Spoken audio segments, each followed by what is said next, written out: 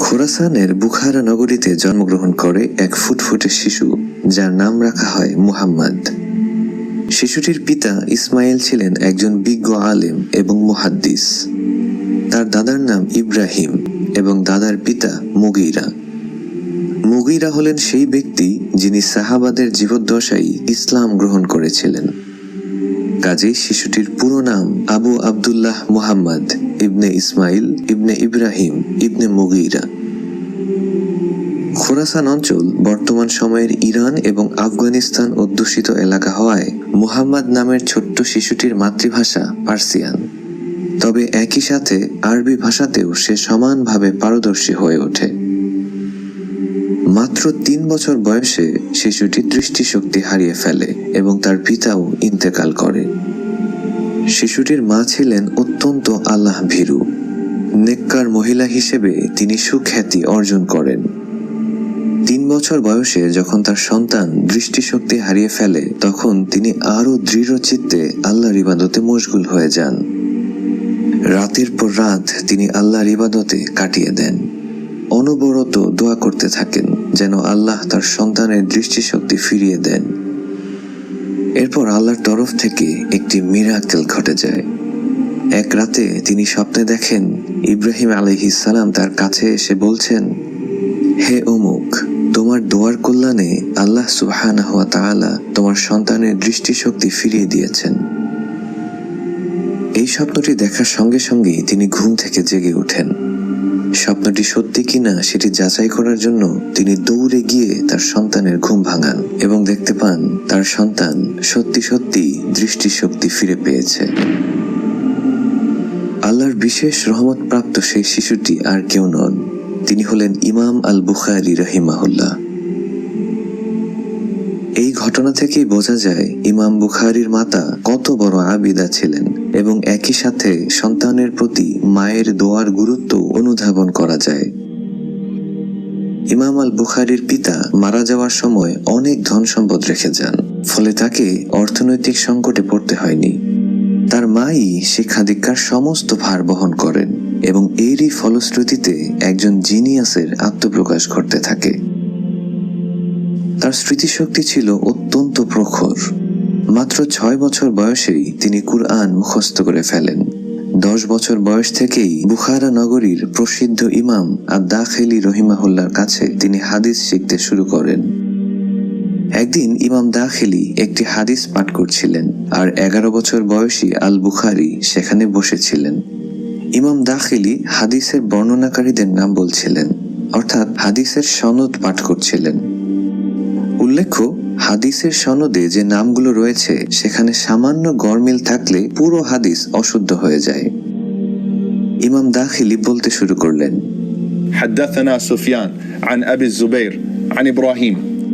এইটুকু বলতেই ইমাম বুখারী বলে উঠলেন, শায়েখ, এখানে জুবাইর হবে, আবু জুবাইর নয়। আবু জুবাইরের সাথে ইব্রাহিমের কখনো সাক্ষাৎ হয়নি। ইমাম দাখিলী বললেন, সাক্ষাৎ না হলে হাদিসটি কিভাবে এলো? তুমি কি বলছো? তুমি কি জানো? এখানে আবু জুবাইরই হবে। ইমাম বুখারী আবারও বললেন, না শায়েখ, জুবাইর হবে, আবু জুবাইর নয়। আপনি দয়া করে আপনার হাদিসের নোটবুক চেক করুন। ১১ বছরের এক শিশু বারবার একই কথা বলে যাওয়ায় ইমাম দাখিলী একটু অসন্তুষ্টই হলেন। তিনি তার সংগ্রহশালায় গিয়ে নোটবুক থেকে খুঁজে খুঁজে হাদিসটি বের করলেন এবং আশ্চর্য হয়ে দেখলেন হাদিসের সনদে সত্যি শুধুমাত্র জুবাইর উল্লেখ রয়েছে, আবু জুবাইর নয়। এরপর তিনি হাসতে হাসতে ঘর থেকে বের হয়ে এলেন এবং ছোট্ট বুখারীকে বললেন, হে আমার পুত্র, তুমি সত্যি বলেছ, তোমার ভবিষ্যৎ অত্যন্ত উজ্জ্বল। একদিন তুমি অনেক উচ্চ মাকামে পৌঁছাবে। ১৬ বছর বয়সে ইমাম বুখারী তার মা এবং ভাইয়ের সাথে হজ করতে যান। ওই সময়ে মুসলিমদের জন্য মক্কা ছিল ইন্টারন্যাশনাল ইউনিভার্সিটির মতো, কারণ সারা বিশ্ব থেকে বড় বড় সব মুহাদ্দিসরা মক্কায় উপস্থিত হতেন। যাতায়াত সহজসাধ্য না হওয়ায় অনেকটা সময় তারা সেখানে অতিবাহিত করতেন, ফলে মক্কায় জ্ঞান বিতরণের মেলা বসত। ১৬ বছর বয়সী ইমাম আল বুখারী মক্কার এই অবস্থা দেখে আশ্চর্যান্বিত হয়ে যান। নিজের জ্ঞান ভাণ্ডার সমৃদ্ধ করার জন্য তিনি ব্যাকুল হয়ে ওঠেন। তাই হজ শেষে মা এবং ভাইকে বললেন, তোমরা বুখারায় ফিরে যাও, আমি এখানেই থাকব। তার মা একথায় সম্মতি জানালেন এবং প্রাণ ভরে তাকে দোয়া করে বুখারায় ফিরে গেলেন। এরপর থেকে ইমাম আল বুখারী স্থায়ীভাবে আর কখনোই বুখারায় ফিরে যাননি। মক্কায় পৃথিবী বিখ্যাত আলেমদের সান্নিধ্যে থেকে হাদিস শিক্ষা গ্রহণ করতে থাকেন এবং মাত্র 18 বছর বয়সেই তিনি সর্বপ্রথম একটি পূর্ণাঙ্গ বই লিখে ফেলেন। বইটির প্রিন্টেড কপি বর্তমানে পাওয়া যায় এবং এটি মোটা মোটা বেশ কয়েকটি ভলিউমের একটি অ্যাডভান্সড বই। বইটির নাম ইলম আল রিজাল। বর্তমান যুগেও অনেক স্কলার এই বইটিকে প্রাইমারি রেফারেন্স বুক হিসেবে ব্যবহার করেন। এ থেকেই বোঝা যায় ইমাম আল বুখারী মাত্র 18 বছর বয়সে কি অসাধারণ পাণ্ডিত্য অর্জন করেছিলেন। হাদিস সংগ্রহের জন্য তিনি বিভিন্ন জায়গায় ভ্রমণ করেছেন। 20 বছর বয়সে তিনি বাগদাদে সফর করেন। সেই সময়ে বাগদাদে ইসলামের একজন বড় স্কলার অবস্থান করতেন। তিনি হলেন ইমাম আহমদ ইবনে হাম্বল রাহিমাহুল্লাহ। তার কাছ থেকেও ইমাম আল বুখারী শিক্ষা গ্রহণ করেন। পৃথিবীর অন্যতম সেরা মুহাদ্দিস আহমদ ইবনে হাম্বল বুখারী সম্পর্কে বলেন, আমি আমার জীবনে সমগ্র খোরাসান অঞ্চলে মুহাম্মদ ইবনে ইসমাইলের মতো আর কাউকেই দেখিনি। মাত্র 20 বছর বয়সী এক তরুণকে উদ্দেশ্য করে জগৎ বিখ্যাত স্কলার ইমাম আহমদ ইবনে হাম্বল এই মন্তব্য করেছিলেন। ইমাম আল বুখারীর ফটোগ্রাফিক মেমোরি ছিল। তিনি এই বিরল ক্ষমতার অধিকারী ছিলেন। যে হাদিসে তিনি একবার চোখ বুলাতেন সেটি আর কখনোই ভুলতেন না। যে পৃষ্ঠা তিনি একবার দেখতেন সেটি মৃত্যুর আগ পর্যন্ত হুবহু তার মস্তিষ্কে রয়ে যেত। এটি যেহেতু একটি বিরল ঘটনা, তাই অনেকেই এই বিষয়টিকে গুজব বলে উড়িয়ে দিত। তৎকালীন সময়ের অনেক বড় বড় স্কলাররাও ফটোগ্রাফিক মেমোরির এই বিষয়টি সহজে বিশ্বাস করতে পারতেন না। এ কারণে ইমাম বুখারীকে জীবনে বহুবার জনসম্মুখে স্মৃতিশক্তির পরীক্ষা দিতে হয়েছে। একটি ঘটনা বহুলভাবে আলোচিত। তার বয়স 30-এর কোঠায় পৌঁছালে তিনি আবারও বাগদাদ ভ্রমণে আসেন। ততদিনে ইমাম আহমদ ইবনে হাম্বল ইন্তেকাল করেছেন এবং ইমাম বুখারীর নাম সারা বিশ্বে ছড়িয়ে পড়েছে। মাত্র 30 বছর বয়সে তিনি এত সুনাম এবং মান মর্যাদা অর্জন করেছিলেন যেটি কল্পনাই করা যায় না। বাগদাদের স্কলারগণ মনে করলেন এই লোককে মানুষ মনে হয় একটু বেশি সেলিব্রিটি বানিয়ে ফেলেছে, হয়তো জ্ঞানের তুলনায় তার নাম অত্যধিক ছড়িয়ে পড়েছে। কাজেই তার স্মৃতিশক্তি যাচাইয়ে তারা একটি টেস্ট করতে চাইলেন। ইমাম আল বুখারীও এতে সম্মতি জানালেন। বাগদাদের জাতীয় মসজিদে একটি পরীক্ষার আয়োজন করা হলো। স্থির করা হলো যে 10 জন স্কলার প্রত্যেকে 10টি করে সর্বমোট 100টি হাদিস বর্ণনা করবে, কিন্তু হাদিসের সনদ এবং মতন ওলটপালট করে দেয়া হবে। মানে হলো একটি হাদিসের সনদের সাথে অন্য একটি হাদিসের মতন মিশ্রিত করে দেয়া হবে। হাদিসটি অনেকটি এরকম হতে পারে, এ হতে বি এবং বি হতে সি কর্তৃক বর্ণিত রাসূল সাল্লাল্লাহু আলাইহি ওয়াসাল্লাম বলেছেন নামাজ বেহেশতের চাবি। কিন্তু আসলে এ বি সি এই 3 জন ব্যক্তি এই হাদিসটি বর্ণনা করেনি, বরং অন্য 3 জন ব্যক্তি ই এফ জি এই হাদিসটি বর্ণনা করেছে। কাজে আপাত দৃষ্টিতে হাদিসটি ঠিক মনে হলেও সনদ এবং মতন পাল্টে দেয়ায় হাদিসটি অশুদ্ধ। আমাদের মতো সাধারণ মানুষদের কাছে হাদিসের মতনটুকুই গুরুত্বপূর্ণ, অর্থাৎ রাসূল সাল্লাল্লাহু আলাইহি ওয়াসাল্লাম বলেছেন নামাজ বেহেশতের চাবি, এই অংশটুকুই গুরুত্বপূর্ণ। কিন্তু যাদের মাধ্যমে এই হাদিসটি বর্ণিত হয়েছে সেই বর্ণনাকারীরাও স্কলারদের কাছে বিশেষ গুরুত্বপূর্ণ, কারণ বর্ণনাকারী যদি পাল্টে যায় তবে সেটিকে একটি নতুন হাদিস হিসেবে ধরা হয়। বাগদাদের গ্র্যান্ড মসজিদে স্কলাররা এক এক করে হাদিস বলতে শুরু করলেন। সাধারণ শিক্ষার্থীরা বলল, হ্যাঁ আমরা এই হাদিস শুনেছি, কিন্তু ইমাম বুখারী বললেন, না আমি এই হাদিস কখনো শুনিনি। এরপর আরেকটি হাদিস বর্ণনা করা হলো। এবারও ইমাম বুখারী বললেন, আমি এই হাদিস শুনিনি। তৃতীয় হাদিস বর্ণনা করা হলো। এবারও তিনি বললেন, আমি এটি শুনিনি। অথচ সাধারণ শিক্ষার্থীরা বলতে লাগলো তারা হাদিসগুলো শুনেছে। এক পর্যায়ে 100টি হাদিসই বর্ণনা করা শেষ হলো, আর ইমাম বুখারী বললেন, আমি এগুলোর একটাও জানি না। সাধারণ শিক্ষার্থীরা ভাবতে লাগলো যে তারা জিতে গেছে, কারণ বাছাইকৃত 100 হাদিসই তারা শুনেছে, অথচ ইমাম বুখারী একটাও শোনেননি। কাজেই তারা মনে মনে আনন্দিত হতে লাগলো।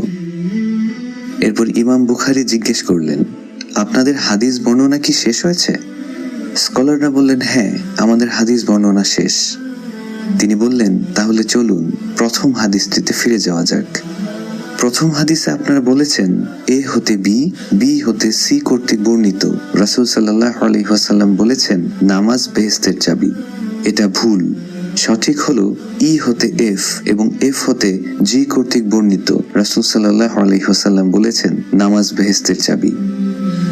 একইভাবে তিনি দ্বিতীয় হাদিসটি শুদ্ধ করে দিলেন, এরপর তৃতীয় হাদিস শুদ্ধ করে দিলেন, এরপর চতুর্থ, এরপর পঞ্চম, এভাবে 100টি অশুদ্ধ হাদিসই তিনি শুদ্ধ করে দিলেন। ইবনে হাজার বলেন, ইমাম বুখারী যে সেই 100 হাদিসই শুদ্ধভাবে জানবেন সেটা আমরা জানতাম, কিন্তু যেই বিষয়টি আমাদেরকে হতবাক করে দিয়েছিল সেটি হলো আমাদের বর্ণিত অশুদ্ধ সনদগুলো শুধুমাত্র একবার শুনেই তিনি মুখস্থ করে ফেলেন এবং কোন কোন নামে ভুল ছিল সেটি নিখুঁতভাবে আমাদেরকে বলে দেন। ইমাম বুখারী পৈতৃকভাবে প্রচুর ধন সম্পদের মালিক ছিলেন, কিন্তু এর খুব সামান্য অংশই তিনি নিজের ব্যক্তিগত কাজে খরচ করতেন। অতি সাধারণভাবে তিনি জীবনযাপন করতেন, সীমিত খাদ্য গ্রহণ করতেন। সামান্য খরচের পর যে বিশাল অর্থ অবশিষ্ট থাকত তার সম্পূর্ণটাই তিনি ইলম অর্জনের পথে খরচ করতেন এবং অভাবীদের অভাব পূরণে ব্যয় করতেন। তিনি সবসময়ই দিনার এবং দিরহামের থলে সাথে রাখতেন। মুহাদ্দিসদের মধ্যে যারা আর্থিকভাবে অসচ্ছল ছিলেন তাদেরকেও তিনি প্রচুর পরিমাণ দান করতেন। একবার তিনি একটি থলের ভেতর 10,000 দিনার নিয়ে হাদিস অন্বেষণের সফরে বের হলেন। তখনকার 10,000 দিনারের মূল্য বর্তমান সময়ের $1,000,000 সমান। সফর অবস্থায় এক চোর এই স্বর্ণমুদ্রাগুলো দেখে ফেলে এবং তা চুরি করার জন্য ইমাম বুখারীর পেছনে লাগে, কিন্তু বারবার চেষ্টা করেও সে সফল হতে পারছিল না। প্রতিমধ্যে ইমাম বুখারী জাহাজে আরোহণ করলে চোরও তার সাথে যাত্রা শুরু করে। সেখানেও সে চেষ্টা করে ব্যর্থ হয়। এরপর ওই চোর একটি কৌশল অবলম্বন করে। সে চিৎকার করে বলে, এই জাহাজে ওঠার পর আমার 10,000 দিনার চুরি হয়ে গেছে। মুদ্রাগুলো একটি থলের ভেতর ছিল। থলেটি দেখতে কেমন ছিল সেটিও সে বর্ণনা করল, কারণ ইতোপূর্বেই সে ইমামের কাছে থলেটি দেখেছিল। চিৎকার এবং কান্নাকাটির মাধ্যমে চোরটি জাহাজ কর্তৃপক্ষের দৃষ্টি আকর্ষণ করতে সক্ষম হয়। কাজেই তারা এক এক করে সকল যাত্রীকে চেক করা শুরু করল। এই দৃশ্য দেখে ইমাম বুখারী চিন্তায় পড়ে গেলেন। চোরের উদ্দেশ্য বুঝতে পেরে তিনি ভাবলেন, এখন যদি আমাকে তল্লাশি করা হয় তাহলে তো আমার কাছে মুদ্রাগুলো পাওয়া যাবে আর আমি চোর সাব্যস্ত হব। আমি অভিযোগ অস্বীকার করলেও আমার কথায় কেউই কর্ণপাত করবে না, আর আমি যদি আজ চোর হিসেবে ধরা পড়ি তাহলে সারা দুনিয়ায় খবর ছড়িয়ে পড়বে যে মুহাম্মদ বিন ইসমাইল 10,000 দিনার চুরি করেছে। তখন তো আমার সারা জীবনের সাধনা ব্যর্থ হবে। আমি যে সমস্ত হাদিস সংগ্রহ করেছি তাও লোকেরা মিথ্যা প্রতিপন্ন করবে এবং পবিত্র হাদিসের অবমাননা হবে। এই কঠিন পরিস্থিতিতে তিনি 10,000 দিনারের মায়া ত্যাগ করে রাসূলের হাদিসের মর্যাদা অক্ষুণ্ণ রাখার সিদ্ধান্ত গ্রহণ করেন। তাই তল্লাশকারীগণ তার শরীরে তল্লাশি চালানোর আগেই অতি গোপনে মুদ্রার থলিটি তিনি পানিতে ফেলে দিলেন। এরপর সকলের মালপত্র এবং শরীর তল্লাশির এক পর্যায়ে ইমাম বুখারীর শরীরও তল্লাশি করা হলো, কিন্তু জাহাজের কারো কাছেই এত পরিমাণ দিনার পাওয়া গেল না। পরিশেষে জাহাজের লোকেরা চোরকেই মিথ্যাবাদী সাব্যস্ত করল। এরপর ওই চোর তার সাথে একান্তে মিলিত হয়ে বলল, আমি জানি আপনি ইমাম বুখারী এবং আপনি ওই স্বর্ণ মুদ্রার মালিক, কিন্তু ওগুলো কোথায় লুকিয়ে রেখেছেন? উত্তরে তিনি বললেন, তোমার চক্রান্ত বুঝতে পেরে আমি তা পানিতে ফেলে দিয়েছি। ওই ব্যক্তি আশ্চর্য হয়ে বলল, বলেন কি, এতগুলো দিনার আপনি পানিতে ফেলে দিলেন? আমি চুরি করলে তো অন্তত আমার উপকারে আসতো, এখন তো আর কেউই উপকৃত হবে না। ইমাম বুখারী বললেন, রাসূলের হাদিস সংরক্ষণে আমি আমার সারা জীবন উৎসর্গ করেছি। আজ যদি আমার নামে কোনো মিথ্যা অপবাদ দেয়া হতো, তাহলে আমার সংরক্ষণে থাকা হাদিসগুলো মানুষ মিথ্যা প্রতিপন্ন করত, হাদিসের অমর্যাদা করা হতো। এটা আমি হতে দিব না। রাসূলের হাদিসের কাছে 10,000 দিনার মূল্যহীন। সহিহ বুখারী গ্রন্থ লেখার আইডিয়াটি তিনি পেয়েছিলেন তার শিক্ষক ইসহাক ইবনে রাহওয়াইয়ের কাছ থেকে। পূর্বে শুধুমাত্র সহিহ হাদিসগুলোকে একত্রিত করে কোনো গ্রন্থ রচনা করা হয়নি। আলেমগণ সহিহ এবং জয়ীফ হাদিসগুলোকে একসাথেই লিখতেন। ইসহাক ইবনে রাহওয়াই তার ছাত্রদের শিক্ষাদানের সময় হঠাৎ একদিন বললেন, তোমাদের মধ্যে কেউ যদি হাদিসের এমন একটি গ্রন্থ রচনা করত যাতে শুধুমাত্র সহিহ হাদিসগুলো থাকবে, তাহলে কতই না ভালো হতো। এই কথাটি ইমাম বুখারীর হৃদয় ছুঁয়ে গেল। এরপরই তিনি সিদ্ধান্ত নেন শুধুমাত্র সহিহ হাদিসগুলো সংরক্ষণ করবেন। এছাড়াও যুবক বয়সে ইমাম বুখারী স্বপ্নে দেখেন রাসূল সাল্লাল্লাহু আলাইহি ওয়াসাল্লাম তার সামনে দাঁড়িয়ে আছেন এবং তার দিকে কতগুলো মাছি এগিয়ে আসছে, আর ইমাম বুখারী মাছিগুলোকে তাড়িয়ে দিয়ে রাসূল সাল্লাল্লাহু আলাইহি ওয়াসাল্লামকে নিরাপত্তা দিচ্ছেন। এই স্বপ্নটি দেখার পরই তিনি তার শিক্ষকদের কাছে স্বপ্নের ব্যাখ্যা জানতে চাইলেন। তারা বললেন, তুমি রাসূল সাল্লাল্লাহু আলাইহি ওয়াসাল্লামকে বানোয়াট হাদিস থেকে রক্ষা করবে। ওই মাছিগুলো বানোয়াট এবং জাল হাদিস। এই স্বপ্নটিও ইমাম বুখারীকে সহিহ হাদিস লিপিবদ্ধকরণে অত্যন্ত উৎসাহী করে তোলে। পরবর্তী 16 বছরের অক্লান্ত চেষ্টা এবং পরিশ্রমের মাধ্যমে তিনি সহিহ বুখারী গ্রন্থটি রচনা করেন। 6 লক্ষেরও বেশি হাদিস তার মুখস্থ ছিল। এর মধ্য থেকে যাচাই বাছাই শেষে মাত্র 7,000 হাদিস তার এই গ্রন্থে স্থান পায়, যে হাদিসগুলো বিশুদ্ধতার সর্বোচ্চ মানদণ্ডে উন্নীত। বইটি লেখার উদ্দেশ্যে তিনি মদিনায় চলে যান। মসজিদে নববীতে বসে তিনি লিখতে শুরু করেন। লেখা শেষ করেই বইটিকে পাবলিশ করে দেননি, বরং আরো কয়েক বছর ধরে লিপিবদ্ধ হাদিসগুলোকে তিনি বহুবার যাচাই বাছাই করেন, রিভাইজ দেন। প্রতিটি হাদিস লেখার পূর্বেই তিনি গোসল করে মসজিদে নববীতে 2 রাকাত নামাজ পড়েছেন, ইস্তেখারা করেছেন। কোনো হাদিস সম্পর্কে যদি তার মনে সামান্য পরিমাণ সন্দেহ জাগত, তাহলে সকল শর্ত মোতাবেক সহিহ হলেও ওই হাদিসটিকে তিনি তার গ্রন্থে লিখেননি। এভাবেই 16 বছরের অক্লান্ত পরিশ্রমের ফসল এই সহিহ বুখারী গ্রন্থটি। ইমাম বুখারীরও হেটার্স ছিল, যদিও তিনি কখনোই কাউকে হেয় প্রতিপন্ন করে কোনো কথা বলেননি। কিন্তু 21 বছর বয়সী যুবক যদি 70 বছর বয়সী ব্যক্তির চেয়ে বেশি জ্ঞানার্জন করে ফেলে, তাহলে তো হেটার্স তৈরি হবেই। ইয়াহিয়া আজ-জুহালি নামে একজন মুহাদ্দিস ছিলেন। নিজ এলাকায় তিনি খুবই প্রসিদ্ধ ছিলেন। তার থেকেই ইমাম মুসলিম প্রাথমিকভাবে হাদিস শিক্ষা গ্রহণ করতেন। এরপর ওই এলাকায় ইমাম বুখারী আগমন করেন এবং ইমাম মুসলিম তার কাছ থেকে হাদিস শিখতে শুরু করেন। আস্তে আস্তে ইয়াহিয়া আজ-জুহালির ছাত্রের সংখ্যা কমতে থাকলো। সবাই ইমাম বুখারীর কাছে ভিড়তে লাগলো। আজ-জুহালি এই অবস্থা সহ্য করতে পারলেন না। তিনি জেলাস হয়ে গেলেন। ইমাম বুখারীর জনপ্রিয়তা কমাতে তিনি একটি মিথ্যা ট্যাগ দিয়ে দিলেন।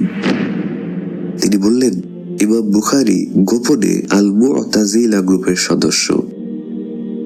আল মু'তাজিলা গ্রুপটি ইমাম আহমদ রাহিমাহুল্লাহকে নির্যাতন করেছিল। এটি একটি কুখ্যাত গ্রুপ ছিল। ফলে ওই এলাকার মানুষ ইমাম বুখারীর উপর ক্ষেপে গেল। তারা তাকে বিতাড়িত করল। এরপর তিনি নিজ জন্মভূমি বুখারায় ফিরে গেলেন। যুগ শ্রেষ্ঠ মুহাদ্দিস এত বছর পর বুখারায় ফিরে আসায় সেখানকার মানুষ তাকে সম্মানের সাথে গ্রহণ করল। কিছুদিন পর বুখারার আমির নিজ সন্তানদেরকে সহিহ বুখারীর হাদিসগুলো পড়ানোর জন্য ইমামের কাছে প্রস্তাব করল। আমির আরো প্রস্তাব করল যে তার সন্তানদেরকে পড়ানোর জন্য ইমাম বুখারীকে রাজ দরবারে আসতে হবে, কারণ সাধারণ জনগণের সাথে মসজিদে বসে আমিরের ছেলেদের পক্ষে সহিহ বুখারী পড়া সম্ভব নয়। ইমাম বুখারী মসজিদ এবং সাধারণ লোকদেরকে ছেড়ে আলাদাভাবে আমিরের ছেলেদের পড়ানোকে হাদিসের জন্য বিরাট অবমাননাকর ভেবে প্রস্তাব প্রত্যাখ্যান করলেন। তিনি পরিষ্কার জানিয়ে দিলেন, আমির যদি সত্যিকার অর্থেই ইলমে হাদিসের প্রতি অনুরাগী হন, তাহলে তিনি যেন তার সন্তানদেরকে নিয়ে মসজিদে উপস্থিত হন। এই ঘটনায় বুখারার আমির ইমাম বুখারীর প্রতি অত্যন্ত রাগান্বিত হয়ে গেল। সে ফেক ফতোয়া জারি করতে লাগলো আর বলল ইমাম বুখারী এসব ফতোয়া দিচ্ছে। বুখারার কিছু মানুষ আমিরের কথায় ইনফ্লুয়েসড হয়ে ইমামের উপর ক্ষিপ্ত হলো এবং তাকে দেশ থেকে বাধ্য করা হলো। বুখারার ঘটনায় তিনি মারাত্মকভাবে হতাশ হন, প্রচন্ড কষ্ট পান। বুখারা থেকে বের হওয়ার সময় তিনি আল্লাহর কাছে দোয়া করেন, হে আল্লাহ, যারা আমাকে অপমান করে বের করে দিয়েছে তুমি তাদেরকে এগুলো ফিরিয়ে দিও। মাত্র 1 মাসের মাথায় খোরাসানের আমির খালিদ বিন আহমদের বিরুদ্ধে জনগণ বিদ্রোহ ঘোষণা করে এবং তাকে ক্ষমতাচ্যুত করা হয়। পরবর্তীতে বাগদাদের জেলে থাকা অবস্থায় সে মৃত্যুবরণ করে। শুধু তাই নয়, যারা ইমাম বুখারীর বিরুদ্ধে আমিরকে সহযোগিতা করেছিল তারাই পরবর্তীতে লাঞ্ছিত হয়েছিল। ইমাম বুখারী বুখারা থেকে নিশাপুরে চলে যান, কিন্তু দুঃখজনকভাবে সেখানেও একই ঘটনা ঘটে। পরিশেষে তিনি সমরকন্দে চলে যান। 62 বছর বয়সে ইমাম বুখারী দুনিয়ার ফিতনায় বিরক্ত হয়ে আল্লাহর কাছে বলেন, اللهم قد ضاقت علي الأرض بما رحبت فاقبضني إليك اللهم توفني إليك غير مفتون। হে আল্লাহ, আমাকে কবুল করে আপনার কাছে নিয়ে যান, দুনিয়ার এসব ফিতনা আমার আর ভালো লাগে না। শেষ রমজানের রাতের বেলায় অর্থাৎ মাগরিবের পর চাঁদ উঠে গেলে তিনি এই দোয়া করেছিলেন। দোয়া শেষে উটের পিঠে আরোহণ করার সময়ই তিনি দুর্বল হয়ে পড়েন। এরপর ঘামতে শুরু করেন, গায়ে হালকা জ্বর আসে। রমাদান শেষ হওয়ার পর ঠিক ঈদের রাতেই পৃথিবী বিখ্যাত মুহাদ্দিস ইমাম আল বুখারী আল্লাহর কাছে চলে যান। ঈদের জামাত শেষে লাখো মানুষের উপস্থিতিতে তার জানাজা সম্পন্ন হয়। ইসলামের ইতিহাসে এটি ছিল অন্যতম বড় জানাজা।